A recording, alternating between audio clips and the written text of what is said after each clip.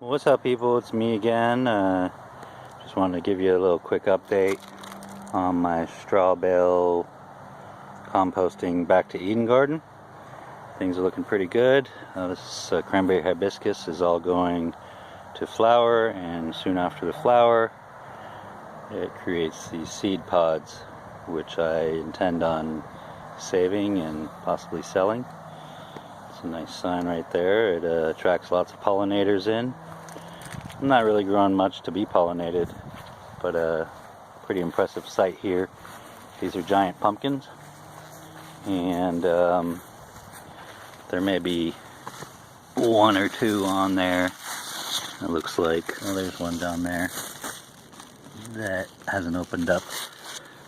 But I might self-pollinate them with these male flowers that are there, or I might just leave it be and hopefully it'll do it by itself. We got one little tomato in here. A lot of this stuff is not faring too well. Quite a few bugs hanging out and pests eating things, but I've let this go. It's not a major deal. The one main thing I want to discuss, after showing you some of the growth that's here, I've got a few little lima bean plants in there that are doing real well, some Thai basil. These onions are looking great, starting to form big bulbs, so that's nice. I don't know what that is. That might be, oh, that's the romaine. So basically that, what you see right there, was a big head of romaine lettuce, and that we bought from the store.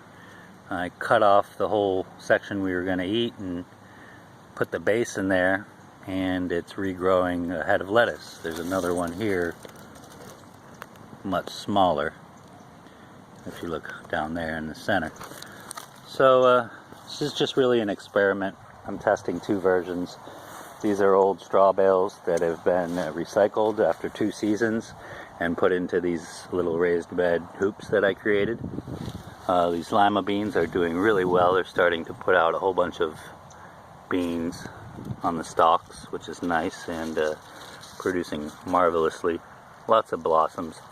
I put a few tomato suckers in here, and they seem to be hanging on, a little bit wilted out, but we'll see. We'll see if they come back to life. And those are off of those heirloom tomatoes over there. I believe they're rainbow tomatoes.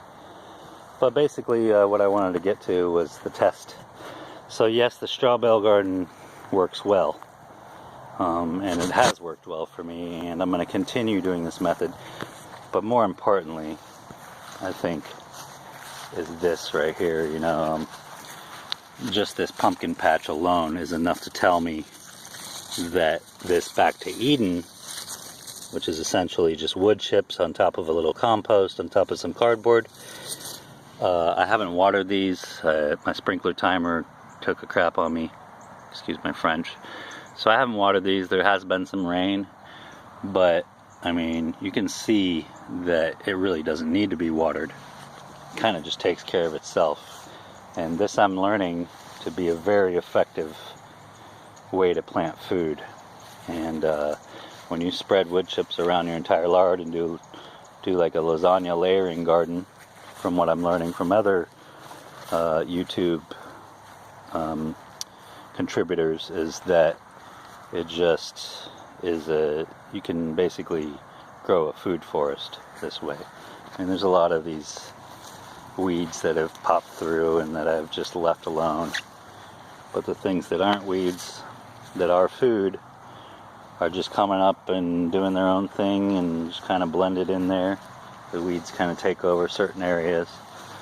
The straw bales also work as well, but it takes a lot more preparation, I think, to get those going, and those also decompose very fast, whereas wood chips, they're a lot thicker.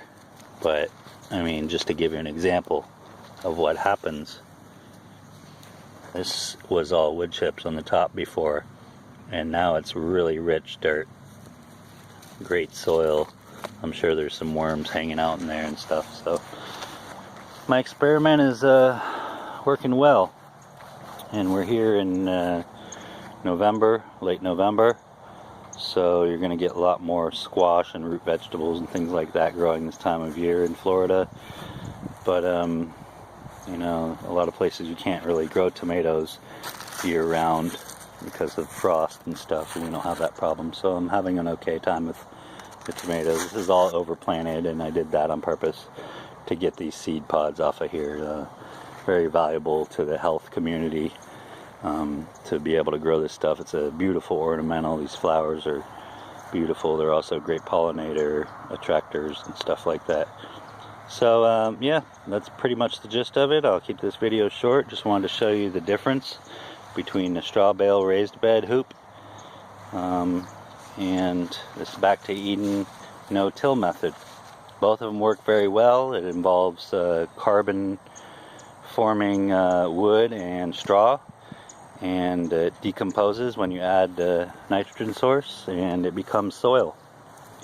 So there's no need to really follow row planting or anything like that. Everything is nice and lush, and it competes on its own accord. It doesn't really, you know, do much except follow nature's course. So whatever dies out isn't strong enough, whatever hangs on is strong enough, and it's a nice way to plant food in a place that, you know, crabgrass and stuff grows, and your soil's just not soil at all. You can actually recondition the soil. Have a little pile of the wood chips left over here, and if I dig into this, I'll just give you an example. You look in there, it's all wood chips, but you dig down further into what was sand, and it starts to get dark, you know, and you got a nice humus layer there. So don't throw out that yard waste. You know, you cut old trees up and stuff, use it. Use it, create some layer gardening and lasagna gardening and whatever you want to call it. It works. Nature is not going to let you down. So anyway, that's my video. I'll keep you guys updated to how this fares along, and maybe we'll get some giant pumpkins in here.